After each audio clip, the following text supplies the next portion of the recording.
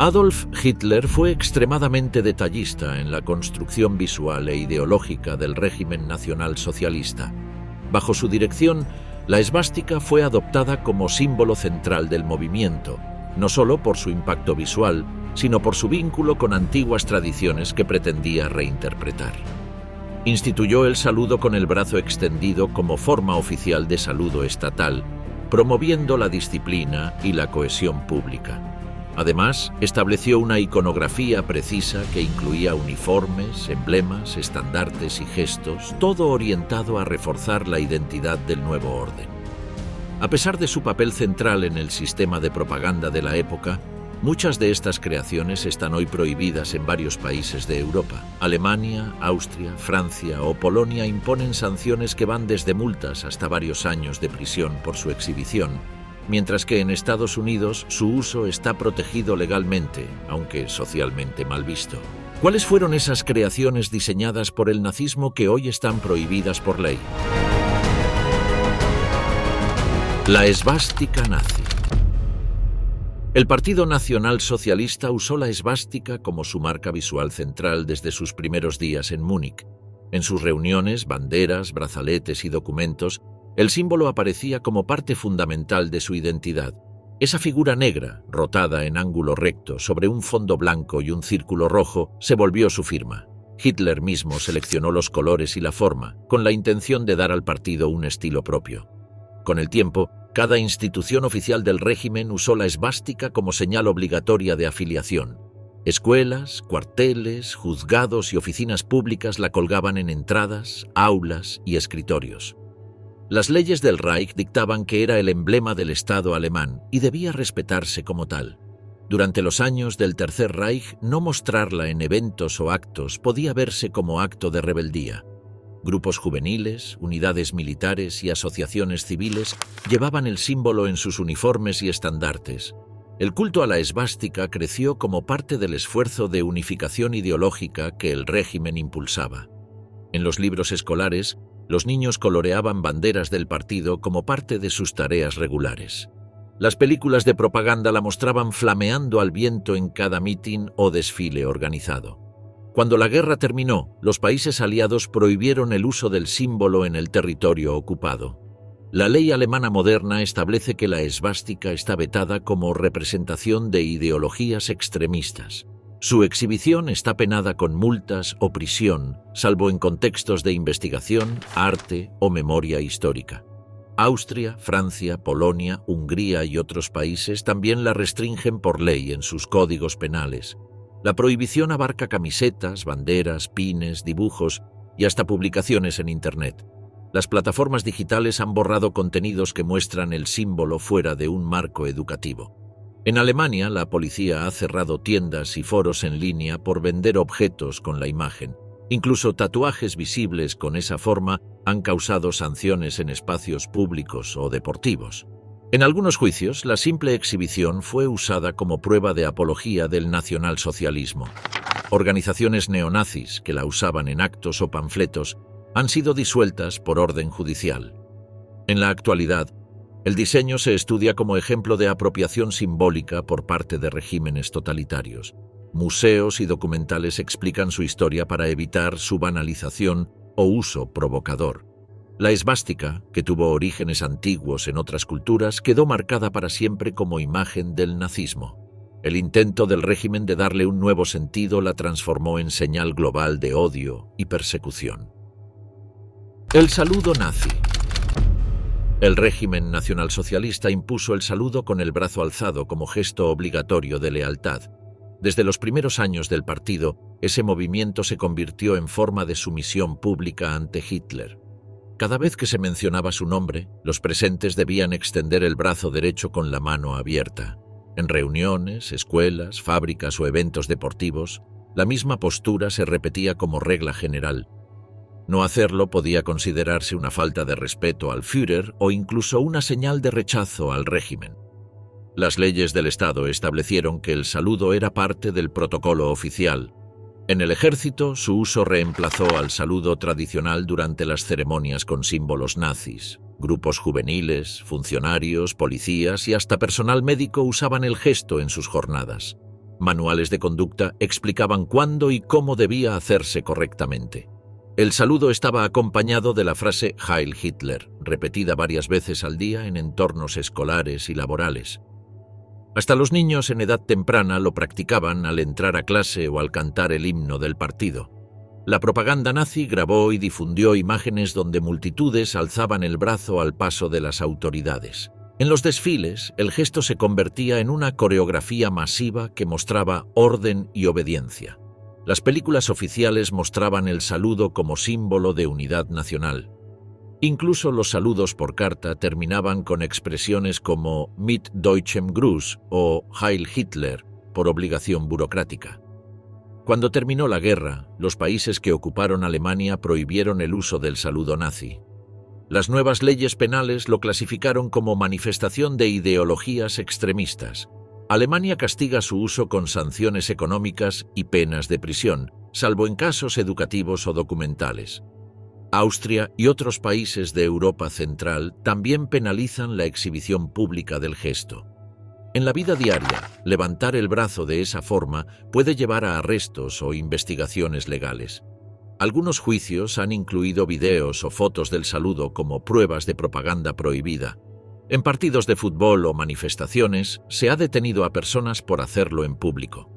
En la actualidad, el gesto está directamente asociado con la dictadura nazi y sus crímenes. Su uso ya no se vincula a respeto o tradición, sino a exaltación de un régimen criminal. Plataformas digitales bloquean contenido que lo muestra sin justificación académica. Escuelas y museos lo abordan como parte de la maquinaria simbólica de control totalitario. Lo que antes era una rutina diaria impuesta por miedo o costumbre, ahora representa uno de los gestos más vigilados y penalizados del pasado reciente. Las runas de las SS. El régimen nazi tomó antiguos signos rúnicos germánicos y los usó como símbolos oficiales. Las Schutzstaffel, conocidas como SS, adoptaron dos letras S en forma de rayo como su distintivo principal. Esas figuras, llamadas runas Sig, fueron tomadas del alfabeto rúnico y adaptadas al diseño de la organización. Aparecían en banderas, uniformes, anillos y documentos internos. El doble rayo estaba en la gorra de los oficiales y al frente de los cuarteles. El líder de las SS, Heinrich Himmler, ordenó el uso de signos antiguos para dar apariencia de tradición y poder. Otros símbolos rúnicos también se usaron dentro del grupo, como la runa Tiwaz en condecoraciones o la Odal en cementerios de caídos. Estos emblemas se difundieron entre los miembros como parte de una estética esotérica que mezclaba nacionalismo, paganismo y culto al linaje. Manuales internos explicaban su origen, forma y aplicación en los rituales del cuerpo. El uso de esas runas no era decorativo. Representaban la obediencia total, la sangre como valor supremo y el deber sobre la vida. Himmler creía que los signos antiguos daban fuerza espiritual a su organización. Las SS funcionaban como una orden cerrada con símbolos, juramentos y prácticas propias. Las runas aparecían también en placas conmemorativas, esculturas y piezas de arquitectura construidas por el régimen. En los campos de concentración, los oficiales llevaban las insignias rúnicas bordadas o grabadas en sus prendas. Después de la guerra, las potencias aliadas declararon a las SS como grupo criminal. Las leyes alemanas prohibieron todo símbolo relacionado con esa unidad. El uso de las runas Sig y otras rúnicas nazificadas quedó vetado por ley. Exhibirlas en público en ropa o carteles puede llevar a condenas judiciales. Agrupaciones neonazis han usado versiones ligeramente modificadas para eludir la sanción. Sin embargo, la justicia ha dictado que cualquier diseño que evoque la simbología SS está prohibido. En la actualidad, tatuajes con esas formas han sido motivo de expulsión en cuerpos policiales y del ejército. En algunos países europeos, su presencia basta para abrir investigaciones por apología del nazismo. En eventos deportivos o manifestaciones, la policía puede intervenir si detecta símbolos de este tipo. Tiendas en línea han sido cerradas por vender productos con las runas Sig o con versiones encubiertas. Plataformas digitales bloquean cuentas que promueven o muestran esos emblemas. Museos y proyectos educativos explican cómo la estética nazi usó referencias paganas para construir su discurso. Las runas de las SS ya no son vistas como restos históricos, sino como signos activos de odio ideológico. La ley las considera marcas directas del aparato criminal que ejecutó asesinatos, deportaciones y persecuciones durante el Tercer Reich. Lo que comenzó como una apropiación simbólica terminó como uno de los elementos más vigilados por las autoridades en toda Europa. El himno Horst-Wessel-Lied. El régimen nazi adoptó el Horst-Wessel-Lied como su canto oficial desde los primeros años del partido. La letra fue escrita por Horst Wessel, miembro de las SA, poco antes de morir en un enfrentamiento callejero. Su figura fue convertida en mártir por el aparato de propaganda y la canción que llevaba su nombre se volvió símbolo de lucha. Goebbels impulsó su uso masivo como himno en actos políticos y ceremonias del partido. La melodía acompañaba marchas, desfiles y eventos públicos donde aparecían las autoridades del Tercer Reich. En las escuelas, los niños la aprendían como parte del repertorio patriótico obligatorio.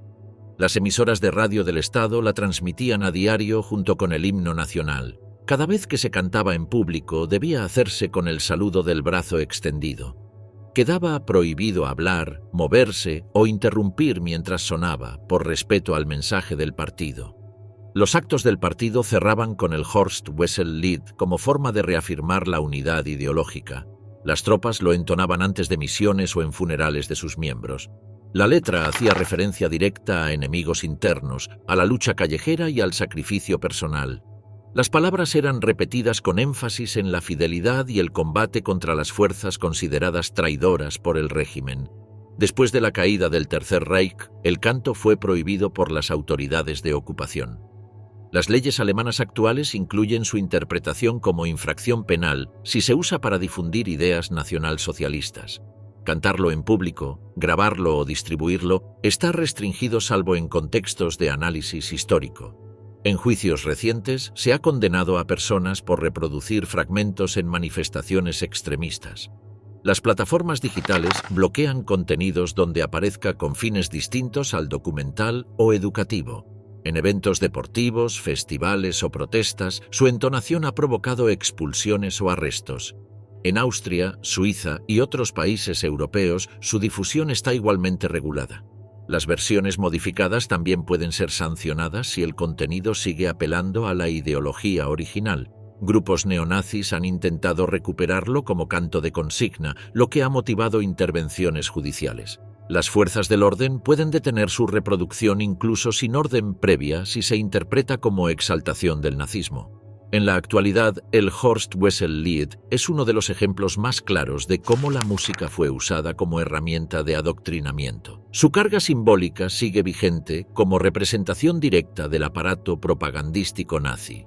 El canto, que una vez sonó en cada esquina del Reich, hoy está vigilado como parte de los mecanismos de control ideológico del pasado. Su prohibición no es solo legal, sino también parte de la memoria de un régimen que usó la música como arma política.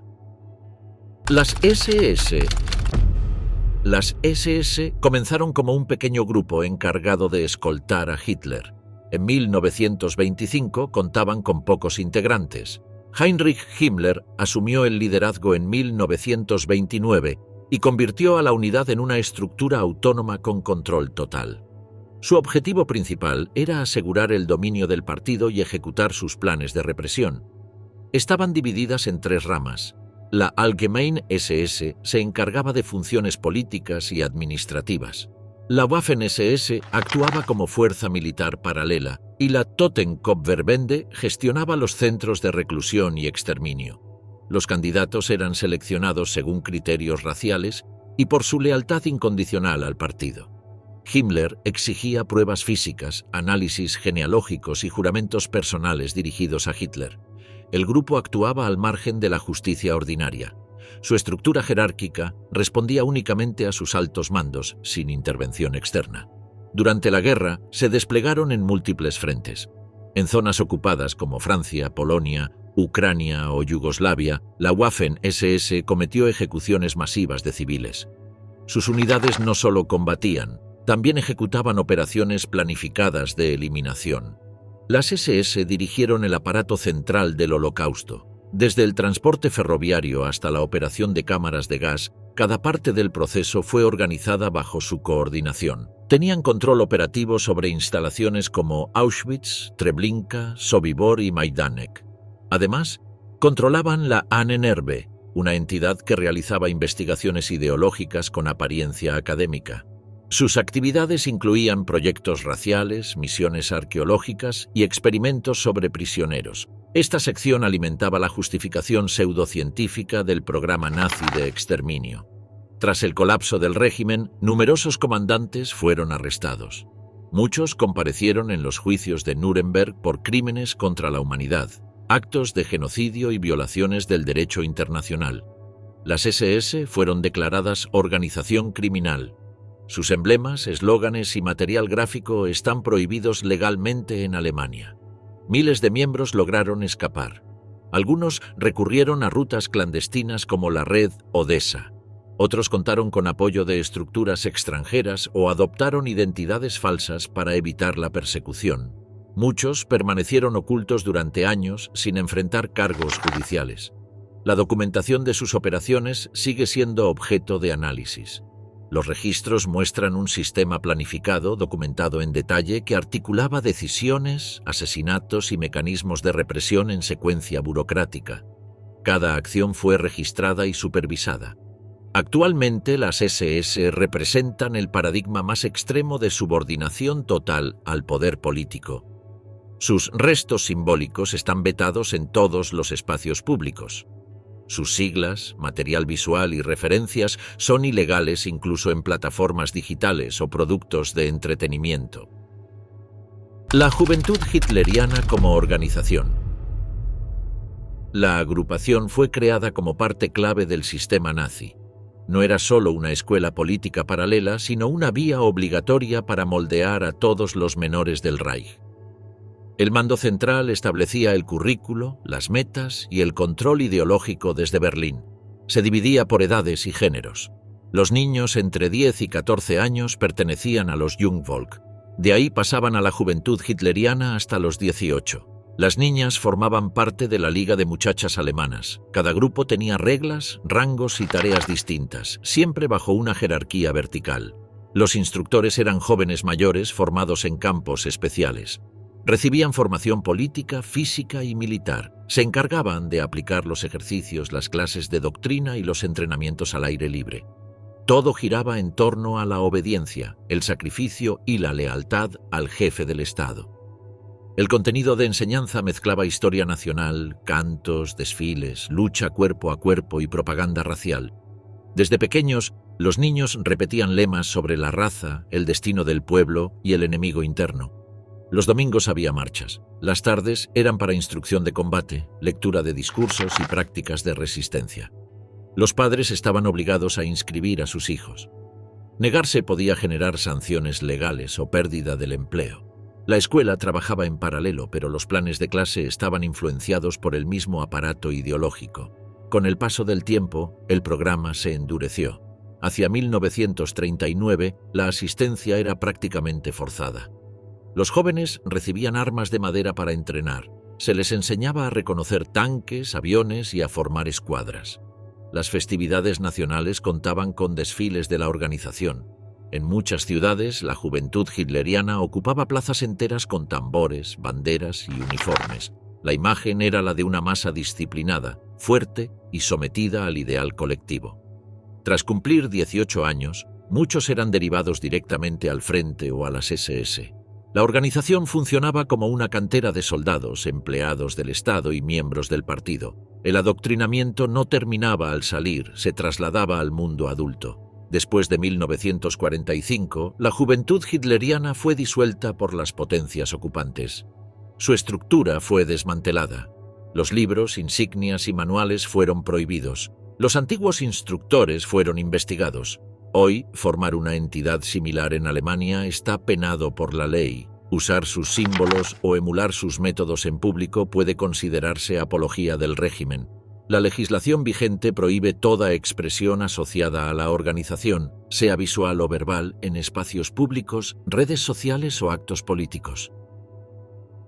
El uniforme de la Juventud Hitleriana. El régimen nazi convirtió la vestimenta en una herramienta de formación ideológica. Los jóvenes afiliados a la juventud hitleriana llevaban un modelo uniforme con camisa beige, pantalón corto oscuro, correa cruzada, pañuelo negro anudado y un brazalete con la esvástica. Este atuendo se utilizaba en actos, entrenamientos y tareas escolares como parte de un esquema que reforzaba disciplina visual y pertenencia colectiva. Cada pieza del uniforme seguía instrucciones detalladas. Los manuales indicaban la forma correcta de vestirlo: cuello abotonado, brazalete alineado, botas limpias y postura vigilada. La inspección del aspecto era responsabilidad de supervisores adultos o mandos internos del grupo. El atuendo no se limitaba a diferenciar jerarquías, sino que marcaba a cada menor como integrante activo del sistema partidario. Las imágenes oficiales mostraban a los miembros luciendo esta indumentaria en ejercicios al aire libre o durante tareas patrióticas. La propaganda exaltaba la presentación ordenada de los cuerpos juveniles como reflejo de la unidad nacional. Las insignias se entregaban en ceremonias formales, reforzando el vínculo entre familia, juventud y partido. En los últimos meses del conflicto, numerosos adolescentes enviados al frente aún portaban el uniforme de su formación inicial. Algunos fueron detenidos vistiendo esa ropa sin haber recibido instrucción militar formal. Esa vestimenta quedó asociada a la imposición ideológica y al uso de menores en objetivos del Estado. Tras la rendición alemana, las autoridades de ocupación ordenaron retirar todos los símbolos vinculados al partido. La legislación alemana vigente prohíbe la exhibición pública de este uniforme por su carácter representativo del adoctrinamiento nacionalsocialista. Su uso fuera de contextos pedagógicos puede constituir delito por incitación ideológica. Piezas originales conservadas en archivos o museos requieren justificación documental. En el presente, el uniforme es considerado un objeto de vigilancia prioritaria. Algunas plataformas comerciales han sido penalizadas por distribuir réplicas sin autorización legal. Versiones similares empleadas en actos privados han generado intervenciones policiales. Esta prenda, que alguna vez formó parte del entorno habitual de millones de menores, se analiza hoy como una herramienta clave en el control simbólico del Tercer Reich. La Gestapo nació como una oficina de control estatal. Fue creada en 1933 en Prusia bajo la dirección de Hermann Göring. Poco después, Heinrich Himmler tomó el mando y la fusionó con las otras agencias de seguridad. Desde el principio la función era clara: localizar, vigilar y eliminar cualquier amenaza al régimen. Su objetivo no eran solo los opositores políticos. También perseguía a judíos, comunistas, religiosos críticos, gitanos, homosexuales y cualquiera que rompiera con las reglas del Estado. No necesitaba orden judicial para arrestar. Los agentes actuaban sin restricción legal. Cualquier persona podía ser detenida, interrogada o enviada a un campo de concentración sin pasar por un tribunal ordinario. La Gestapo trabajaba con una red enorme de informantes civiles. Vecinos, compañeros de trabajo o incluso familiares podían delatar. No hacía falta prueba sólida. Bastaba una acusación para activar el aparato represivo. La organización operaba desde sedes locales en cada región. Allí se interrogaba, torturaba y fichaba a los sospechosos. Los expedientes se llenaban con detalles de vida diaria, creencias personales y relaciones sociales. Se vinculó directamente al aparato de exterminio. Participaba en las deportaciones de judíos, organizaba redadas masivas y colaboraba en la vigilancia de los campos. También elaboraba listas de personas para arresto preventivo. Durante la guerra amplió su poder en los territorios ocupados. En Francia, Países Bajos, Polonia y Noruega, la Gestapo actuaba como la máxima autoridad en seguridad. Dirigía las ejecuciones, seleccionaba rehenes y supervisaba las cárceles especiales del régimen. Después de 1945, sus archivos fueron usados en los juicios de Nuremberg. Las pruebas recopiladas mostraban cómo operaba cada oficina, qué técnicas usaba y cuántos casos manejaba. Muchos de sus antiguos jefes fueron capturados y juzgados por crímenes de guerra. Otros lograron escapar usando nombres falsos o con apoyo de redes clandestinas. Algunos se reintegraron en funciones públicas durante la posguerra. Hoy la Gestapo está oficialmente considerada una organización criminal. En Alemania, hacer referencia positiva a ella, reproducir sus símbolos o promover su figura está prohibido por la ley. Los documentos que sobrevivieron se guardan como evidencia histórica. No pueden ser usados con fines políticos ni exhibidos sin contexto educativo. Su existencia sirve como prueba del alcance totalitario del régimen. La Ahnenerbe. La Ahnenerbe fue una entidad que fundó Heinrich Himmler en el año 1935.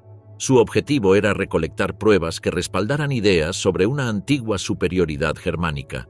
Se presentó como un instituto dedicado a estudios arqueológicos, históricos y antropológicos, pero actuaba como una tapadera para justificar la ideología del régimen nazi. Esta organización mandó equipos a diversas partes del mundo. Estuvieron en el Tíbet, en Islandia, en Francia, incluso en Siria. Himmler quería demostrar que los pueblos germánicos habían sido los fundadores de las grandes civilizaciones. Sus investigadores trataban de encontrar rastros de una raza aria original en monumentos, símbolos y restos antiguos. La Ahnenerbe estuvo compuesta por decenas de departamentos. Algunos se enfocaban en analizar calaveras y medidas corporales.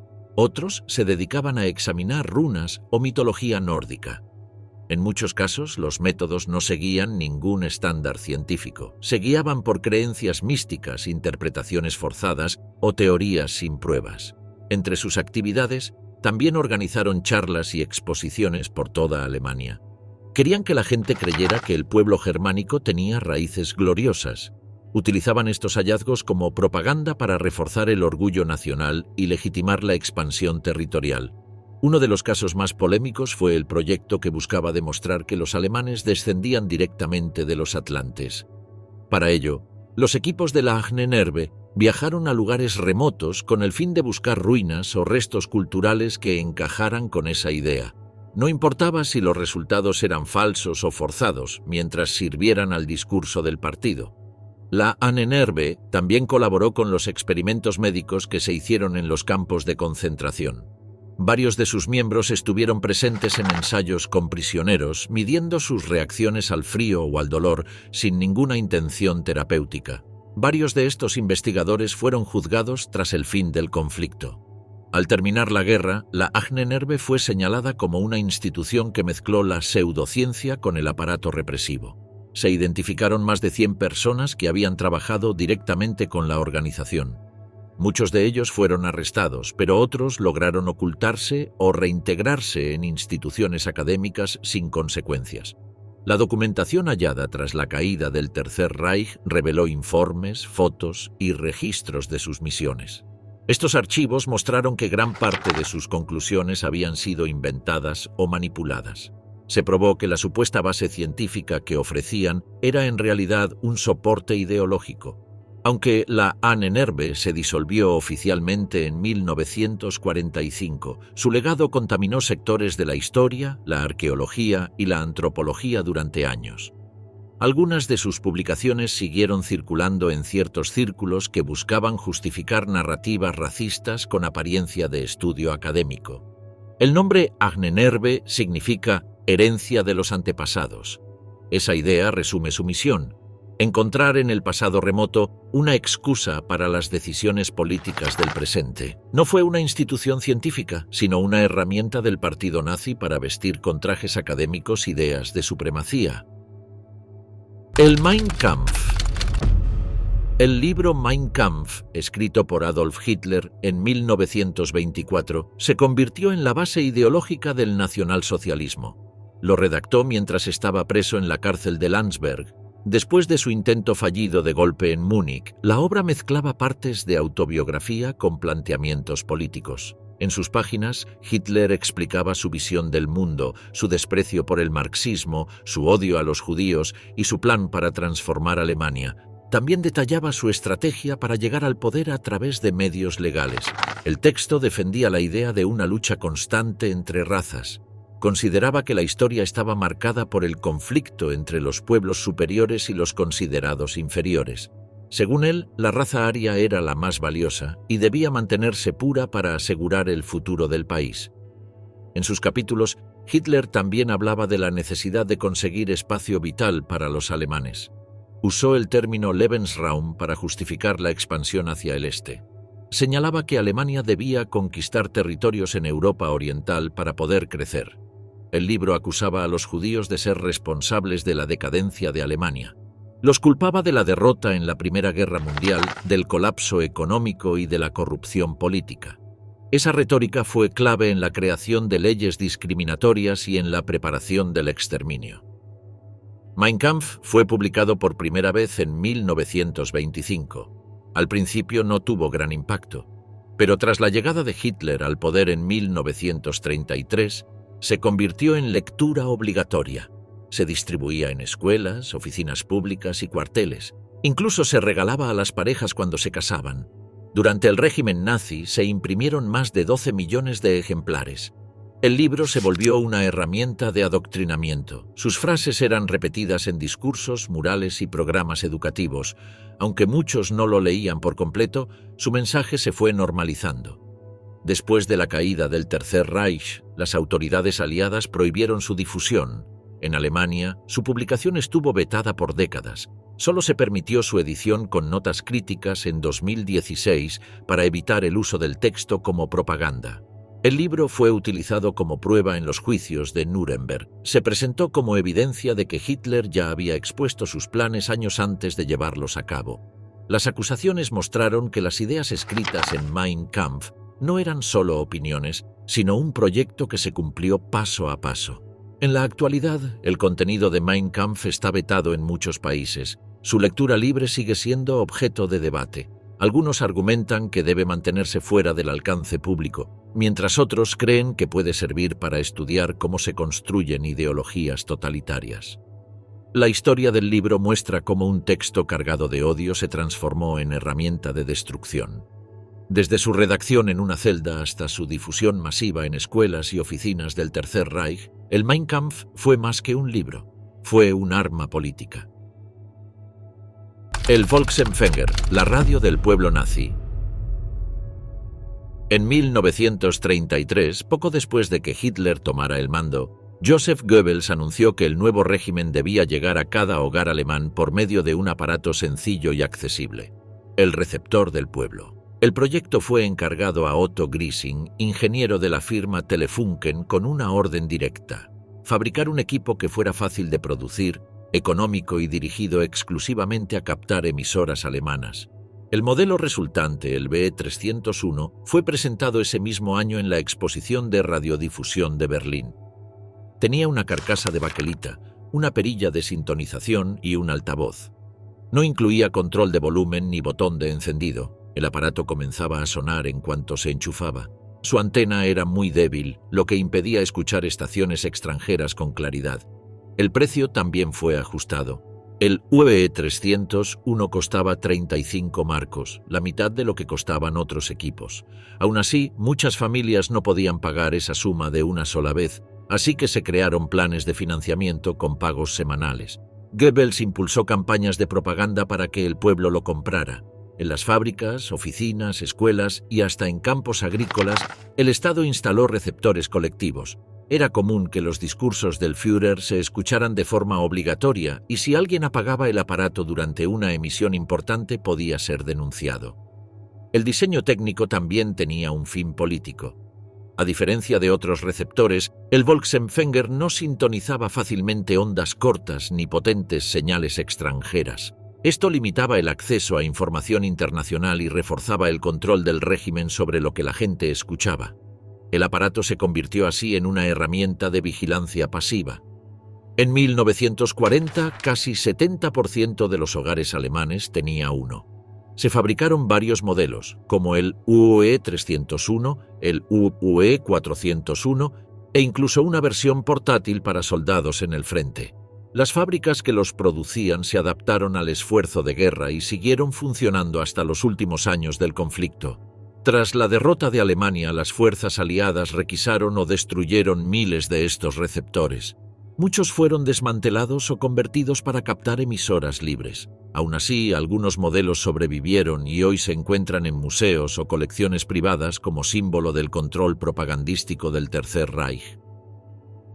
La prensa antisemita del Reich.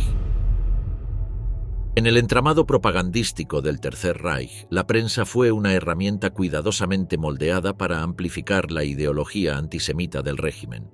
Desde los primeros años del ascenso nazi, se buscó controlar cada palabra impresa, asegurando que todos los medios contribuyeran a alimentar el discurso del enemigo interno, el principal blanco, la comunidad judía. Uno de los instrumentos más agresivos fue el semanario Der Stürmer, editado por Julius Streicher. Este medio no seguía códigos periodísticos ni mantenía apariencia de neutralidad. Su lenguaje era crudo, gráfico y explícitamente incendiario. Presentaba caricaturas grotescas, historias fabricadas y acusaciones sin pruebas, todo con el fin de deshumanizar al judío y presentarlo como una amenaza constante. Pero Der Stürmer no actuaba solo. El resto de la prensa, bajo control del Ministerio de Propaganda dirigido por Joseph Goebbels, replicaba las narrativas necesarias para sostener el relato oficial.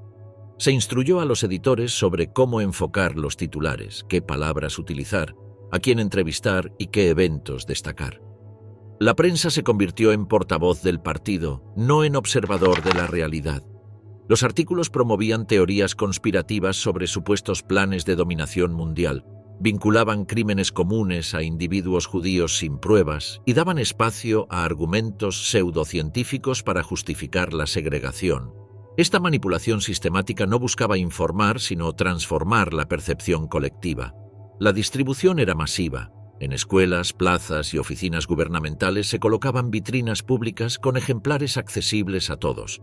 La lectura de estos contenidos se incentivaba como un deber patriótico.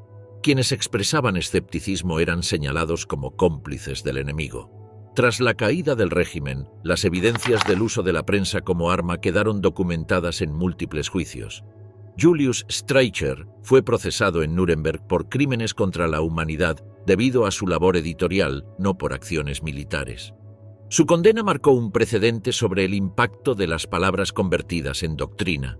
Hoy, los ejemplares de estos medios forman parte de archivos judiciales, museos de memoria y centros de investigación, no como piezas de historia editorial, sino como testimonio de hasta dónde puede llegar la palabra escrita cuando es dirigida por el odio y convertida en política de Estado.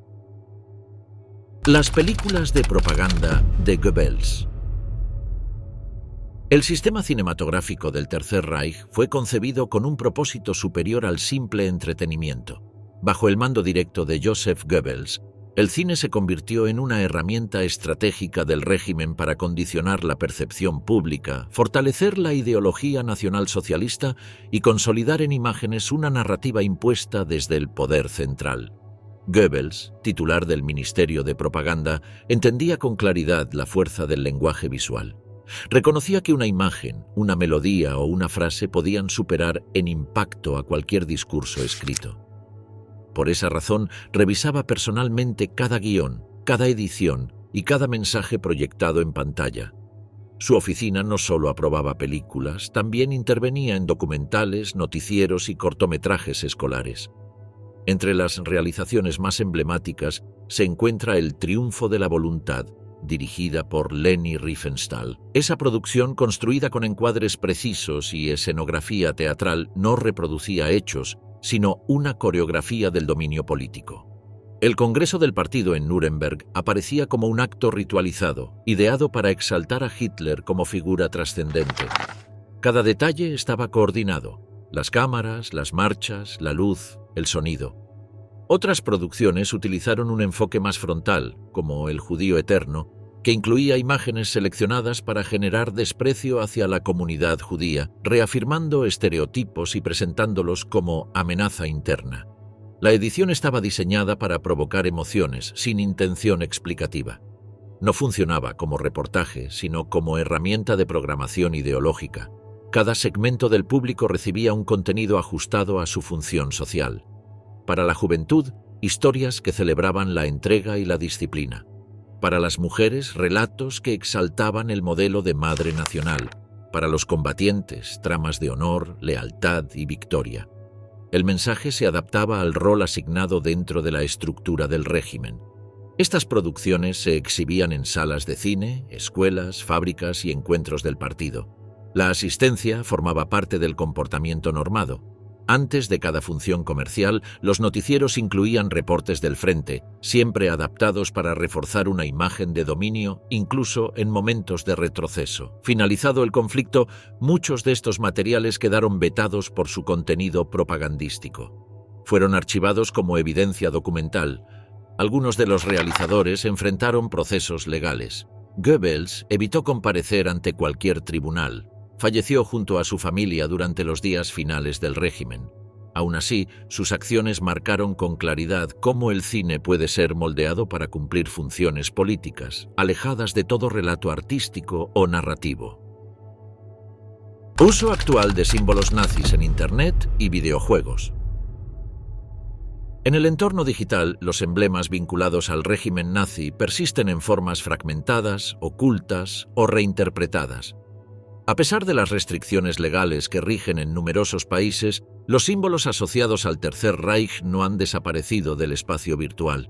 Continúan circulando en foros, redes sociales, servidores de juegos y archivos compartidos, desplazándose en formatos difíciles de rastrear.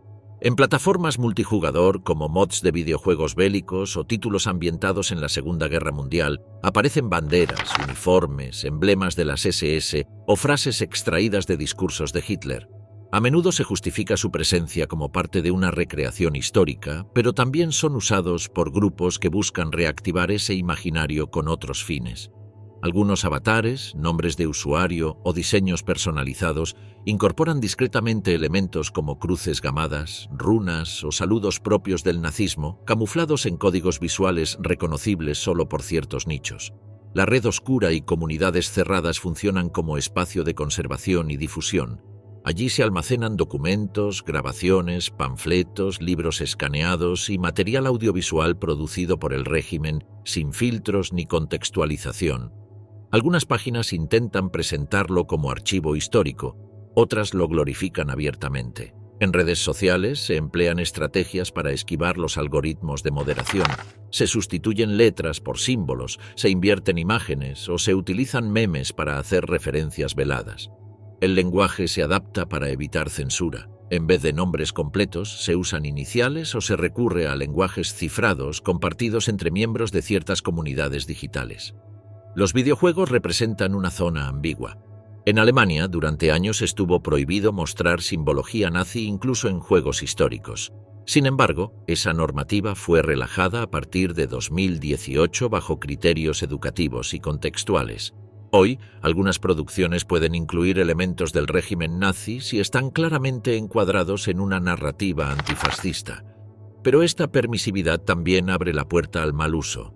Escenas extraídas de juegos se reutilizan en redes para fines ajenos a la historia.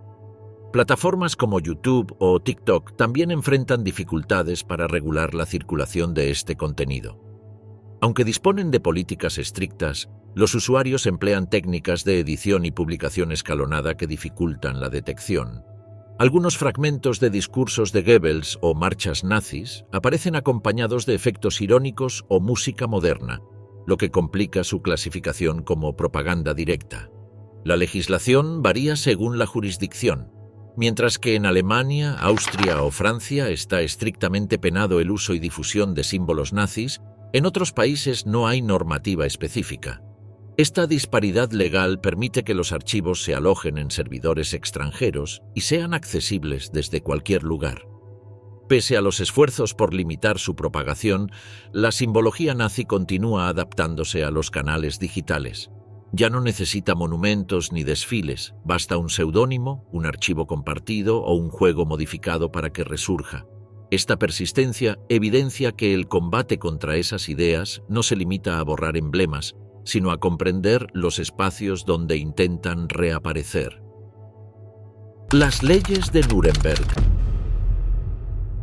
En septiembre de 1935, durante el Congreso Anual del Partido Nacional Socialista en Nuremberg, el régimen nazi anunció un conjunto de normativas que reconfiguró legalmente la estructura racial del Estado alemán. Conocidas como las leyes de Nuremberg, establecieron las bases jurídicas para la exclusión sistemática de los judíos de la ciudadanía y de la vida pública del Reich. La primera de estas disposiciones fue la denominada Ley para la Protección de la Sangre y el Honor alemanes. Prohibía los matrimonios y relaciones sexuales entre personas consideradas de sangre alemana o afín y aquellas clasificadas como judías. También vetaba a los judíos de emplear en sus hogares a trabajadoras alemanas menores de 45 años, aludiendo a una supuesta necesidad de preservar la pureza racial. La segunda norma fundamental fue la Ley de Ciudadanía del Reich, que redefinía la pertenencia legal a la nación.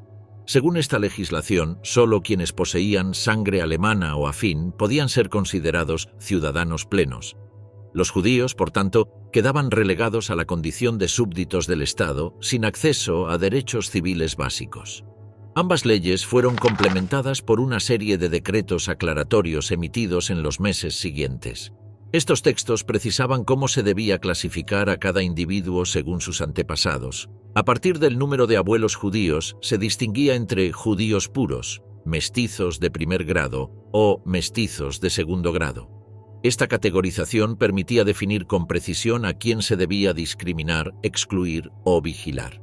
Las implicaciones fueron inmediatas. Miles de personas perdieron sus empleos en la administración pública, en el sector educativo y en el sistema de salud.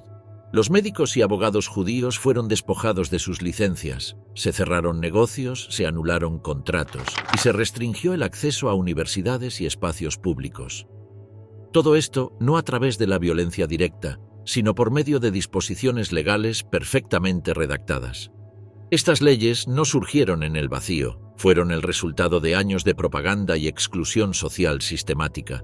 Además, el régimen las presentó como una forma de normalizar la situación jurídica, legitimando así una discriminación ya en marcha. Lo que antes era violencia de calle o presión social, ahora tenía rango de ley. Internacionalmente la reacción fue moderada. Algunos gobiernos criticaron las disposiciones, pero no hubo sanciones ni medidas diplomáticas relevantes.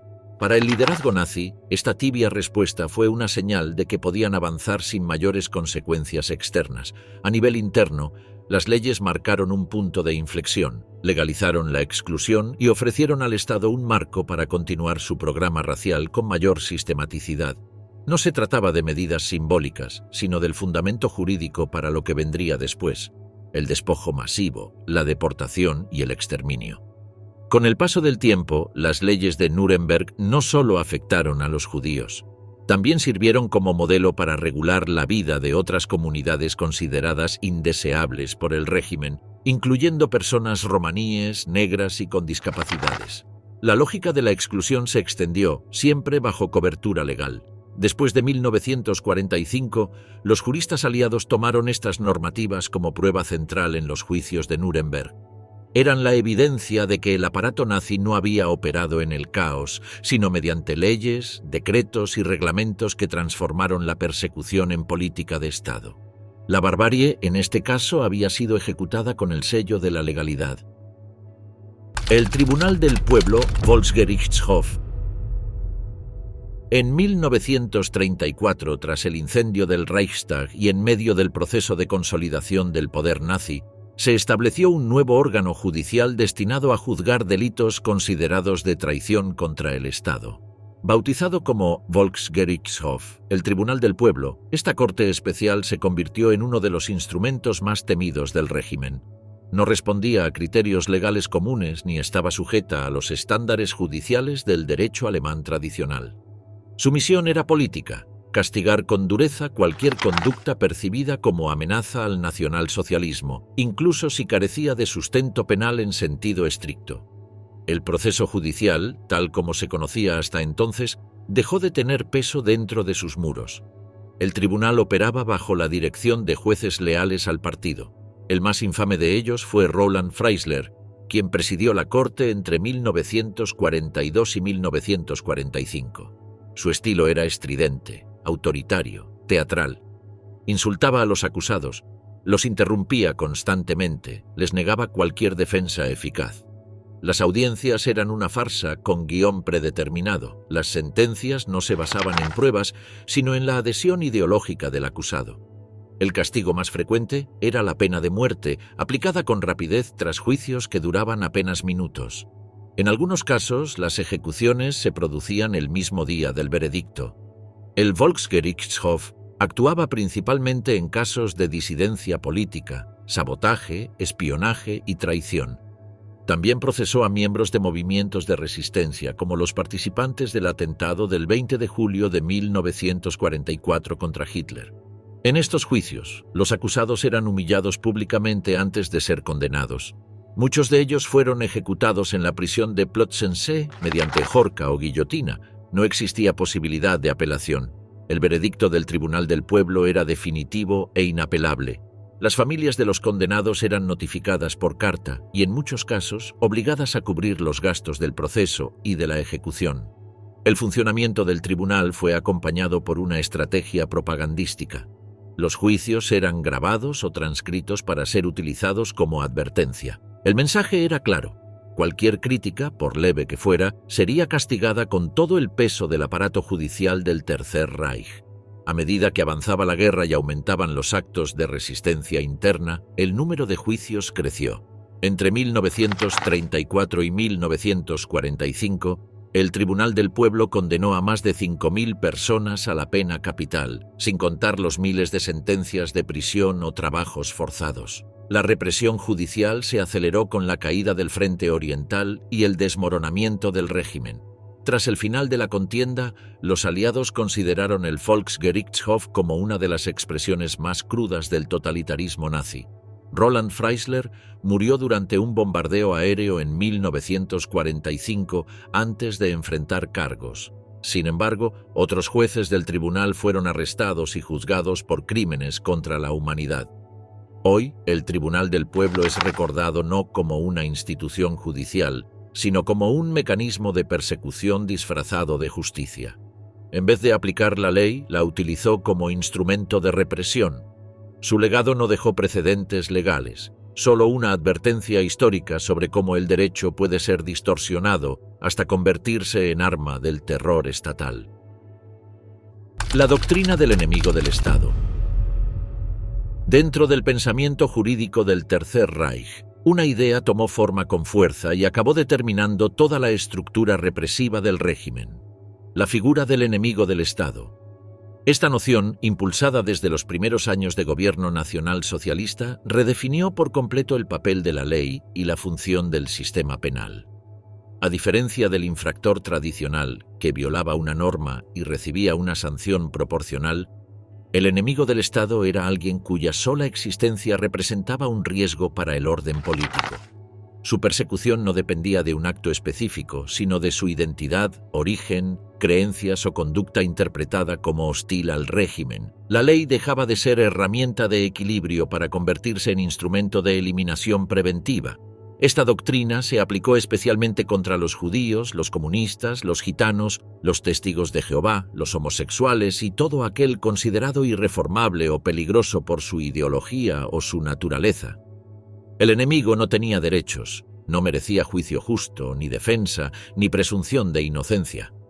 Era tratado como una amenaza permanente que debía ser contenida o eliminada. En los campos de concentración, esta visión alcanzó su aplicación más extrema. Quienes eran clasificados como enemigos del Estado eran encerrados sin proceso judicial, sometidos a trabajos forzados, torturas o exterminio directo. La categoría era lo suficientemente amplia para incluir desde opositores políticos hasta artistas, escritores, religiosos o cualquier persona señalada por motivos raciales. El sistema jurídico nazi se adaptó a esta lógica. Las leyes se reformaron para permitir detenciones indefinidas, confiscaciones de bienes, pérdida de ciudadanía y ejecución sin proceso. En muchos casos, la definición de enemigo ni siquiera requería evidencia. Bastaba la sospecha, la denuncia o la filiación. Juristas como Carl Schmitt fueron clave en la construcción teórica de esta idea. Defendían que la soberanía implicaba la facultad de decidir quién era amigo o enemigo y que el Estado debía reservarse el derecho de actuar contra quien cuestionara su existencia. De este modo, el derecho penal nazi se transformó en un derecho político, centrado en la defensa del Estado y no en la protección del individuo. La doctrina no se limitó a los tribunales, se filtró en todos los niveles de la administración, la policía, la prensa, la educación y la cultura. Se convirtió en una narrativa de guerra interna. No se trataba de castigar conductas, sino de erradicar grupos humanos considerados incompatibles con el nuevo orden. Con el avance de la guerra, esta lógica se endureció. El enemigo del Estado fue asociado al enemigo racial, al enemigo del pueblo, al traidor interno. Las purgas se intensificaron, las categorías se ampliaron, la represión se volvió masiva y sin freno. La legalidad, en sentido estricto, desapareció. Después de 1945, esta doctrina fue identificada por los aliados como uno de los pilares ideológicos del nazismo. Durante los juicios de Nuremberg, se subrayó cómo esta construcción jurídica permitió el asesinato sistemático de millones de personas bajo una apariencia de legalidad. No fue un exceso aislado, sino una política de Estado sustentada por leyes, jueces y discursos racionalizados. En la actualidad, la idea del enemigo del Estado bajo el modelo nazi es considerada una de las aberraciones más peligrosas del derecho moderno. Sirve como ejemplo de cómo un sistema normativo puede ser manipulado para justificar la aniquilación. No se trató de un fracaso del derecho, sino de su uso deliberado para fines totalitarios. La esterilización forzada. En el núcleo de la política biológica del régimen nazi se instauró un sistema destinado a controlar la reproducción según la idea impuesta de preservar la pureza genética del pueblo alemán. Para ello, en julio de 1933 se promulgó la Ley para la Prevención de Descendencia con Enfermedades Hereditarias. Esa disposición autorizaba a médicos seleccionados por el Estado a aplicar procedimientos quirúrgicos sobre personas con diagnósticos considerados transmisibles. Entre las condiciones señaladas estaban la esquizofrenia, epilepsia, sordera congénita, ceguera hereditaria, trastornos del desarrollo, consumo persistente de alcohol y malformaciones físicas graves. La medida fue presentada como acción sanitaria, aunque formaba parte de un esquema de selección poblacional respaldado por organismos oficiales y apoyado por sectores influyentes del entorno médico. Las decisiones se concentraban en los tribunales de salud hereditaria, creados para validar cada intervención. Estos tribunales funcionaban sin garantías procesales. El informe de un médico o una denuncia bastaban para activar el expediente. Las audiencias eran breves y las resoluciones favorables al procedimiento eran la norma. Los reclamos presentados tenían efecto mínimo. Durante los primeros 2 años de implementación se aplicaron más de 60.000 intervenciones. Hacia 1939 el total superaba las 300.000. La mayoría de las personas afectadas provenía de entornos marginados. Pacientes institucionalizados, personas en pobreza, mujeres solteras señaladas como inestables y personas con discapacidades. Los métodos empleados eran invasivos. En varones se realizaban procedimientos obstructivos y en mujeres se aplicaban técnicas de corte o extracción de órganos internos. Muchas de esas prácticas se ejecutaron en condiciones precarias, generando infecciones, daños irreversibles o consecuencias severas. También se incluyó a menores considerados no aptos para la reproducción. En algunos casos se recurrió a la presión emocional sobre familiares para obtener un consentimiento formal. Sin embargo, la mayoría de las decisiones se tomaban de manera directa, sin posibilidad de oposición efectiva. La propaganda oficial presentaba la medida como una política preventiva. Se afirmaba que cada caso fortalecía el conjunto social. Bajo esa lógica, la medicina quedaba subordinada a criterios ideológicos que excluían a quienes no encajaban en el modelo funcional propuesto por el régimen. Este esquema se sostuvo hasta el colapso del Tercer Reich. Todos los procedimientos quedaron asentados en archivos detallados generados por los propios tribunales. El modelo fue promovido como política pública organizada, avalada y ejecutada por profesionales de distintos sectores. Después de la guerra, las autoridades aliadas llevaron estas prácticas ante instancias internacionales. En Nuremberg se exhibieron documentos, testimonios y registros que demostraban la estructura sistemática del programa. Algunos profesionales vinculados directamente fueron juzgados y condenados, otros reanudaron su carrera sin consecuencias. Hoy, estos hechos se estudian como muestra de cómo la ciencia aplicada bajo un régimen autoritario puede transformarse en una herramienta de control social. Esta estrategia fue concebida, planificada y llevada a cabo con apoyo institucional, revelando cómo el conocimiento puede adaptarse a fines de exclusión. El programa Action T4 a finales de 1938, una familia de Leipzig entregó a su hijo con graves condiciones físicas a las autoridades sanitarias del Reich. El caso fue elevado hasta Hitler, quien aprobó una intervención terminal bajo el concepto de compasión médica. Esa autorización dio inicio a una operación estatal completamente encubierta, Action T4. El nombre del programa surgía de la dirección donde operaba su sede principal en Berlín, Tiergartenstraße número 4. Desde ese lugar se coordinó una estrategia dirigida a eliminar a quienes eran considerados como personas sin valor funcional. El propósito declarado era reducir el peso económico que representaban individuos con discapacidades físicas, enfermedades mentales o dolencias crónicas. A comienzos de 1939, el gobierno distribuyó formularios oficiales a hospitales, centros psiquiátricos y hogares asistenciales. Los documentos solicitaban información sobre pacientes con deterioro cognitivo, condiciones hereditarias o dependencia prolongada. Los registros eran revisados por médicos asignados por el régimen, quienes decidían el destino de cada caso sin necesidad de contacto directo ni evaluaciones presenciales. Las personas seleccionadas eran trasladadas a instalaciones especialmente adaptadas para procedimientos finales. Algunos de los principales centros fueron Hadamar, Hartheim, Grafenegg, Sonnenstein, Bernburg y Brandenburg. En estos lugares se aplicaban métodos letales en espacios diseñados para parecer duchas colectivas. Esta modalidad fue precursora directa de los sistemas empleados más tarde en el este. Después de las intervenciones, se alteraban los certificados oficiales. A los parientes se les notificaba una causa clínica general, acompañada de una urna con restos y una carta redactada con lenguaje técnico y neutral. Cada parte del proceso estaba diseñada para encubrir las fases reales de la operación. Entre 1939 y 1941, el programa Action T4 condujo al final forzado de más de 70.000 personas. Aunque su cancelación formal se anunció en agosto de 1941, luego de algunas objeciones internas, entre ellas las del obispo Clemens August von Galen, los procedimientos continuaron de forma encubierta mediante otras técnicas como dosis extremas, supresión alimentaria y omisión médica programada. El personal implicado en Action T4 fue asignado posteriormente a otras regiones del Reich.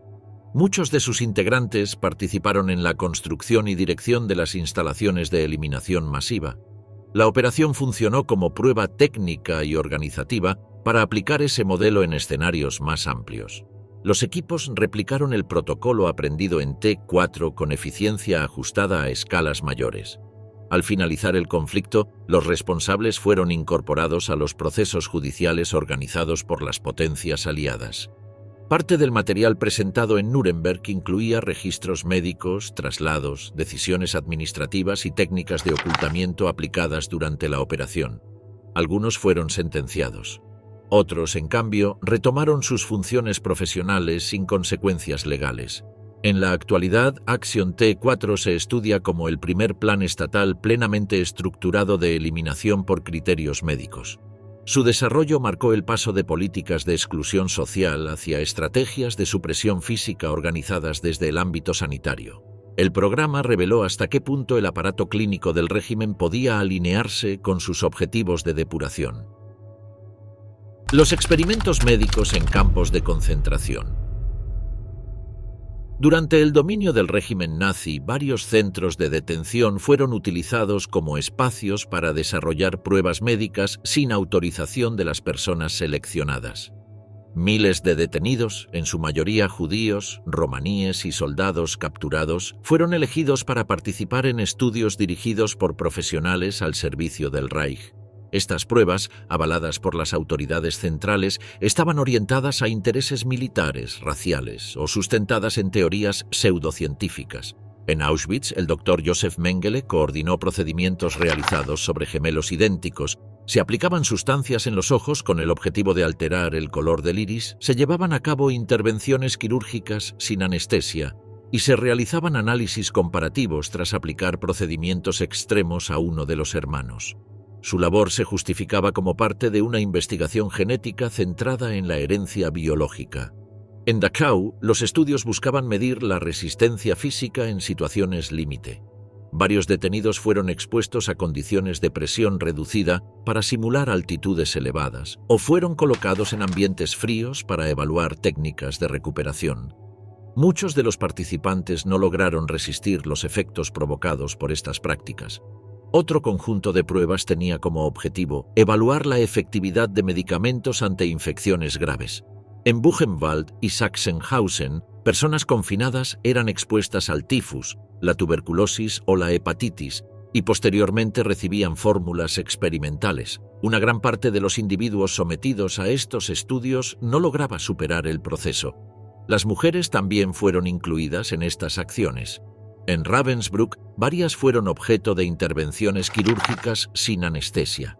Algunas recibieron bacterias en heridas abiertas, otras fueron sometidas a fracturas inducidas como parte de ensayos sobre traumatismos. También se emplearon métodos de supresión reproductiva utilizando radiación, compuestos químicos o cirugías agresivas. Todo esto respondía a proyectos relacionados con las teorías de mejora biológica impulsadas por el régimen. Los médicos encargados de estos procedimientos los presentaban como parte de la ciencia al servicio del Estado. Según su interpretación, las personas seleccionadas no contribuían al fortalecimiento del cuerpo nacional y, por tanto, podían ser empleadas en estudios sin restricciones éticas. Al finalizar la guerra, estos hechos fueron documentados en los procesos judiciales conocidos como el Juicio de los Doctores, celebrados en Nuremberg. 23 profesionales de la salud fueron acusados por participar en estas acciones. 12 recibieron sentencias de máxima duración o finales anticipados ordenados por el tribunal. Como respuesta directa a lo ocurrido, en 1947 se creó el Código de Nuremberg, un conjunto de principios que aún regula la ética en investigaciones médicas con seres humanos. Pese a que se recopilaron expedientes, imágenes y reportes técnicos, varios de los responsables lograron evitar el proceso legal y retomaron sus actividades en otros países. El impacto de estas prácticas sigue siendo una referencia para analizar los límites que debe tener la ciencia cuando se encuentra bajo estructuras autoritarias. Las estructuras, emblemas y programas institucionales promovidos por el régimen nazi generaron una transformación profunda en la historia del siglo XX. Fueron dispositivos concretos, aplicados con precisión para excluir, dominar y erradicar. Su presencia permanece en archivos, estudios y normativas actuales como recordatorio de los efectos reales que provocaron. Por eso, muchas de esas creaciones fueron suprimidas, disueltas o tipificadas legalmente. No por lo que simbolizan, sino por el daño estructural que causaron.